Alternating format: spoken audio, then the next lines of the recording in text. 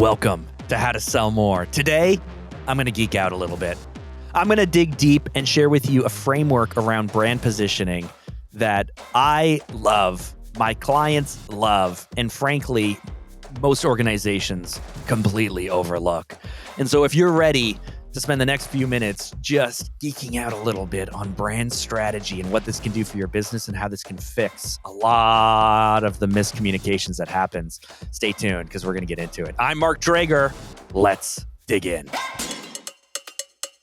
So part of the benefit of being in branding, brand strategy, creative production, and ad agencies, and all this stuff for the 17 years that I've been a part of it here at SalesLoop is that I get the opportunity to connect with some of the greatest minds in marketing and strategy and business.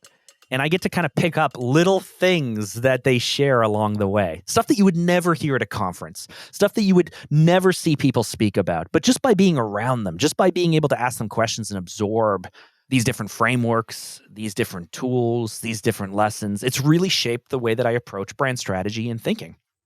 Now, one of these is the brand type, your brand positioning type. And I think I want to always credit who I learned these things from. I think David Kincaid over at Level 5 Strategy Group in Toronto is the one who introduced this to me. This is a cornerstone part of our brand strategy process. And I'm about to share this with you. I'm about to share the secrets that most of us don't talk about because I know that this will change your approach to marketing, to sales, to almost everything you do. Okay, so I'm going to walk you through a framework. Now, I'm going to ask you to visualize it because this is an audio podcast. But if you want to download for this, find my profile, Mark Drager, send me a message. Let me know, and I will personally get you a visual copy of this framework, this spectrum I'm about to walk through. Okay, so first of all, what is brand positioning? Well, brand positioning is just the idea that we can shift how we show up, what we say, what we look like, what we feel, what we're kind of hanging our hat on. Like, what are the key benefits? What are the key points? What is the most important thing? We can shift that depending on the type of company we are, the type of clients we are, and what we think our greatest benefits are.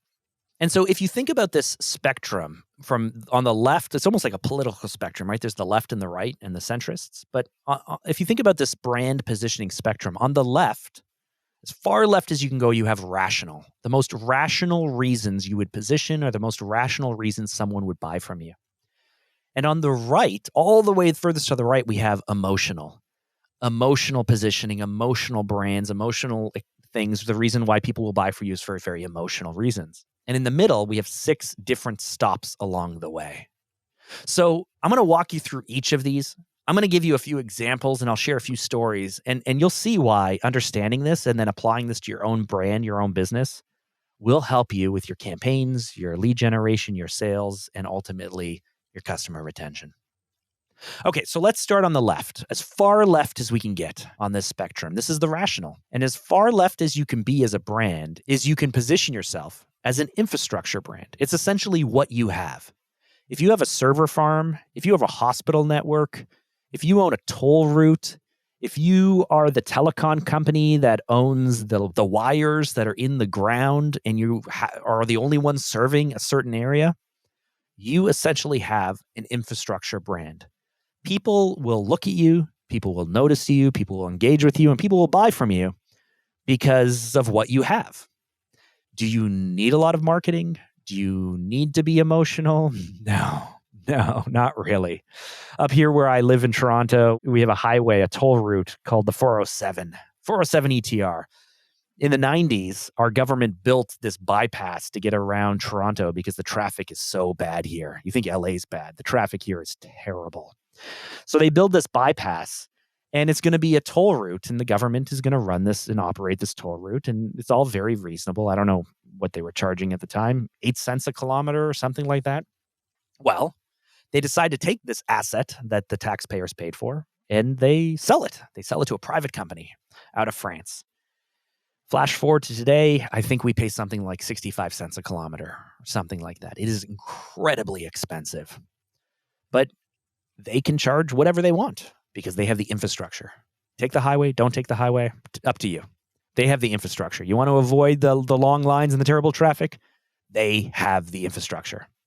Now, I'm going to be honest with you. I don't think I've ever worked with an infrastructure brand. I mean, we worked with an organization called Infrastructure Ontario that builds infrastructure for our government, but they didn't do much marketing. I can tell you that because they don't need to. So that's all just interesting and well and good. It's just a starting point. So let's move slightly more to the right. Let's move from the rational slightly more to the emotional. The next stop along this spectrum is a product or service positioning, and this is what you sell. Now, the product or service, the what you sell, it's basically just a feature and benefit approach. Think back to when Fitbit launched. When Fitbit launched, it was a wearable. It was a pedometer, it was a watch, it was a wearable in a market of frankly not very many pedometers and watches and wearables. Like when they launched, they didn't have a lot of bells and whistles, but because they were first to market. And if you bought a Fitbit, you bought a Fitbit because of what it was. Now, since then, I mean, what do we have? We have, I guess, Google bought Fitbit and then they launched the Google Watch, but Apple has a watch and Garmin has a watch and everybody has all these watches that are far, far superior to Fitbit. And why do I know that? Because I've had a Fitbit and I bought my wife a bunch of Fitbits and I bought my family a bunch of Fitbits because they're pretty cheap and pretty affordable and they last about a year. The straps break, they just stop working, they won't charge, they shut off. I don't ever expect to get more than a year out of a Fitbit if you're lucky. But they're still a brand and they still sell. And that's what I've come to expect from them. And that's probably what you expect from them because there's nothing really fantastic or flashy about them. Because at the end of the day, their whole positioning is just about that product or that service. It's just about what they sell. You buy it or you don't buy it. Not the most emotional in the world, but it still sells product. Now, this opens you up to competition because you're not really giving people a damn good reason to pick you over anyone else, right? You're going to compete on cost or price. You're going to be more simple. You're going to be features and benefits based. It's not really a very emotional sell, and this leaves the door open for a lot of competition to come in and for your market to essentially commoditize. Because if you have A and someone else develops B and B is slightly better than A, then people will just pick B, right? Nothing emotional about it, but you can sell yourself that way. Now, the next step along this journey, moving from the rational, again, we started with infrastructure, then we moved on to product or services. The third step along the way is the process, how you go about it, how you do it. Now, I work with a lot of professional service firms. I work with a lot of professional services in the B2B space. And inevitably, a process and how you do it is an amazing place to play, especially if you're people-driven, because your experience, your approach, the way you think, your systems, your processes that are hopefully proven, your frameworks, your tools, like all of this stuff comes down to process. And people trust process when it's predictable and it works. Think about a law firm, an accounting firm, an engineering firm, and an architect, like all of these things that I'm listing. And I know that I'm listing things that tend to be more people-driven or service-based, but this can also work for manufacturing. This can work for all kinds of things. Now, manufacturing, you might be infrastructure-based if you happen to have the right equipment and be the only ones who have that equipment. But a manufacturing company might also be process-driven, because it actually might not be about the equipment. Everyone might have the equipment, but maybe the way that you approach your work or your thinking or what have you, the process you do, how you do it, is what you're hanging your hat on. And so a process-driven brand, frankly, we have way more to work with than an infrastructure brand or a product or service brand. We have way more benefits. We have ways that we can separate you from someone else as long as everyone in your industry isn't saying the exact same thing. I love process-driven brands, because we can create a unique process, a unique approach, and it better work. But especially when it works and drives great results, there's so much we can do with that.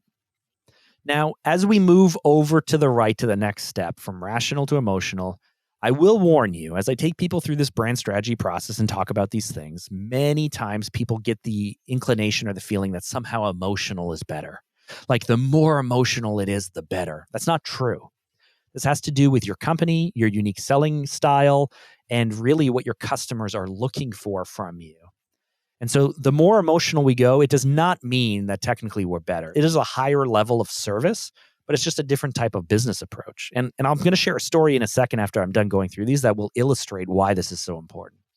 Okay, so we're moving from process a little further right. We're now moving into personality, who you are. Here's a few companies I'll throw at you.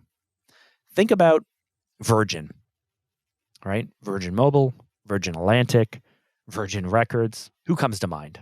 Richard Branson, a personality, someone who has led these companies. Now, Virgin and Richard Branson on a whole prefers to move into red ocean opportunities, meaning he's not looking for the blue ocean. He's not looking to create the brand new thing.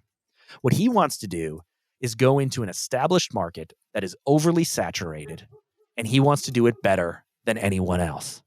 How is he able to do that? Well, he focuses on experience and delivery and high quality of service, but he's really spent a lot of time cultivating that personality, that fun. I mean, I remember when they launched Virgin Radio or Virgin Mobile here maybe 20 years ago here in Toronto, and he jumped out of an airplane and parachuted into the city for the grand opening. Like, what the hell is that?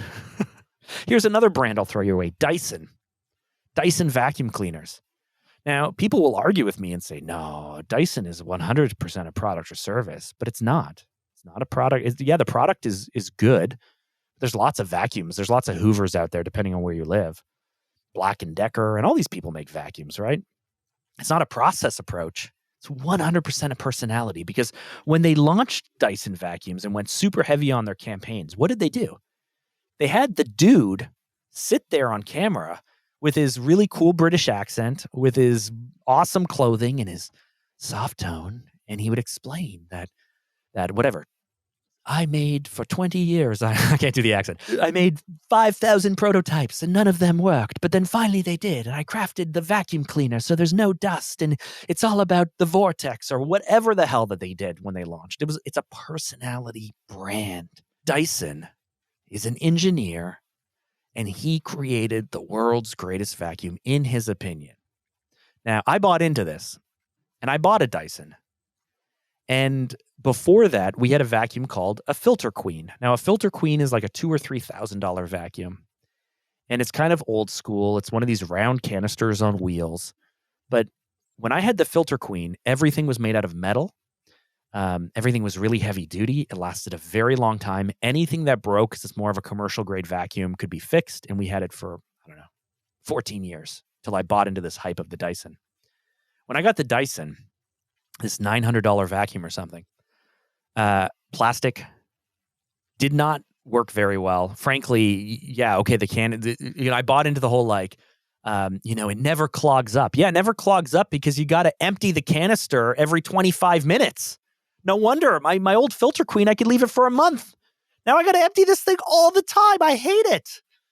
But the personality had me buy into it. And don't worry about me and my family. We went back to a Filter Queen. I bought a new one. I left Dyson.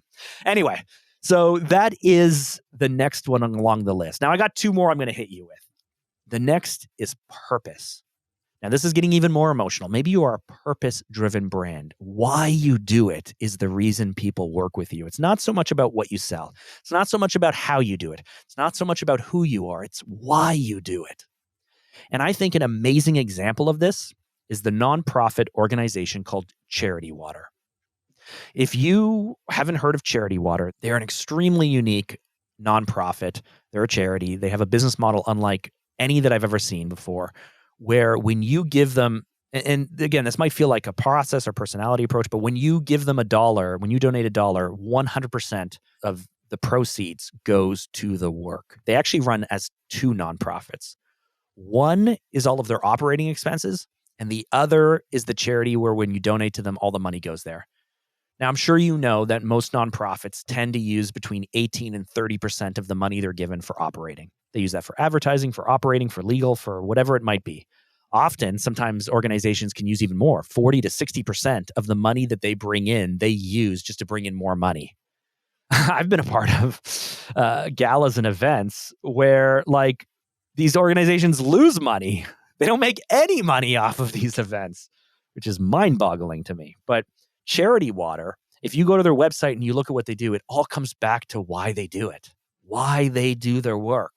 There's a lot we can learn from this. And even in a corporate setting, in a business setting, in a marketing setting, Simon Sinek, start with why. A lot of people got on board with this. Your purpose and your why could make the difference for why people purchase from you.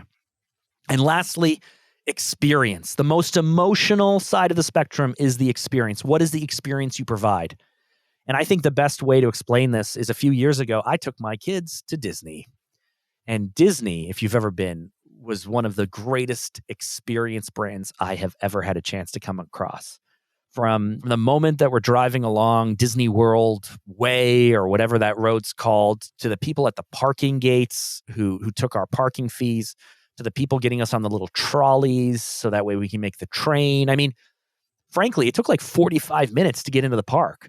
We had to park and then walk and then take a tram and then get on a boat and then go across the river, and then we're just at the front gate. And how is it that in any other experience, in any other place, in any other brand, in any other world, me spending 45 minutes or an hour just to get to the front gate, I would have been pretty pissed off. Or when you're in line, I mean, they've done so much work on queue theory, so that way you have an understanding of exactly how long the line is. Only they always say it's longer than it really is. And then they work to make the line as interactive and fun as possible, because guess what? You're standing in this hot Florida heat. And yet they understand the experience behind it. And I didn't quite realize how awesome Disney was until day 3 of our trip. We're at Disney day 3. We gave our little kids, I got 4 kids. We gave the little ones a day off, and my wife and I took the older ones to Universal Studios. Universal Studios didn't do any of this stuff. Walking through security from the parking lot was like fluorescent lighting, flickering, and a terrible experience. Walking into the park was not joyful. The restaurants were not great. The rides were okay, but the lineups were like 2 or 3 hours, and they were boring, and they were hot. And it's like, after spending 2 days at Disney and then spending a day at Universal, I didn't quite realize how off-putting Universal was until I compared the two. And so Disney parks, I don't know about the rest of Disney, but I can speak for Disney parks, an amazing experience brand. So let me ask you, where do you fall on this spectrum?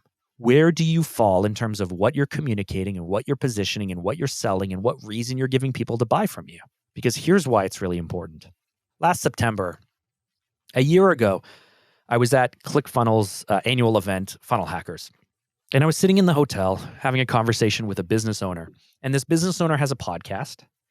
And they have a mastermind group, like a coaching group that they bring people into. And their sales have been ridiculous. The signups for this private group have been over the top.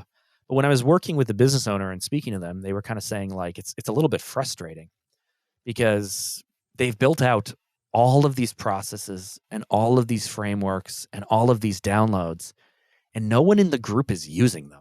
They've basically systematized the entire business so that way they can be hands off. And that's how they want to run their business. And yet no one in their group downloads them, looks at them, or anything. But every time the people in their group have a problem, they DM or call or reach out to the founders of this group. And the founders are like, this is not scalable. This isn't why we didn't create this business so that way all these people could chase us down and we can answer their questions all the time. And I don't know, is it clear to you what the issue is? Because it was clear to me right away what the issue is. So here's the thing. They use their podcast as their main lead generation tool for this private group. Well, who hosts the podcast? A personality. The personality, who you are, that is why people listen to podcasts. Yeah, I mean, of course, there's information and all these things. But if you're listening to this right now, hopefully my personality isn't turning you off, and hopefully it's helping. But this man has a huge following.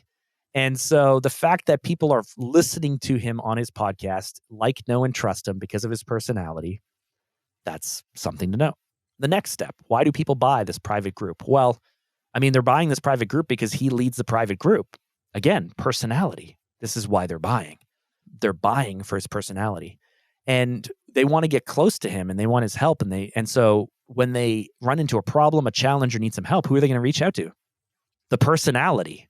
They're going to reach out to the personality because he hasn't put anyone else in charge. Now, this guy who runs the podcast and runs the group, he built out all this process. He built out the systems and the frameworks and the tools. He built out a process, but he has not been selling a process. He has been selling based on personality. And then he was hoping that his customers would somehow take part in a process. And I was like, it's clear. It's clear what the issue is. Either you need to take these leads from your personality brand, your podcast, and ensure that they understand that they're buying a process, and then you can build out this fully scalable, hands-off, no-touch approach. Or you have to just embrace the fact that you have a personality brand with your podcast. You're using your personality to sell into your mastermind group. And when people join in there, the only thing they are buying from you is connection to you and your ability to solve their problems on demand. If you don't want that business, change it. But this is where your frustration's coming from. And so I ask you, when you consider your business, your products, your services, are you an infrastructure brand? Or do people buy from you because they have to, because you have the pipelines? Are you a product or service brand? Do people buy from you because of just what you sell? Are you a process brand? Do they buy from you or check you out because you have the process, the tools, and the frameworks? Are you a personality brand? Do they buy from you because the personality is what's leading the way? Are you a purpose brand? Do people want to buy from you simply because of why you do what you do? Or lastly, are you an experience brand? Do they buy from you because they love or want the experience? This will not only help you with your positioning, this will not only help you craft your messages, but it'll help ensure that you're delivering to the expectations of your prospects and your customers because you're delivering on the reasons why they buy from you. I want to thank you for listening to this episode. Again, if you would like a download of this visual, head over to LinkedIn. Give me a follow. My name is Mark Drager. And send me a DM, send me a message and say, I would love to get a download of the brand personality type. I will shoot that over to you personally. Thanks again for listening, and we will catch you in the next episode.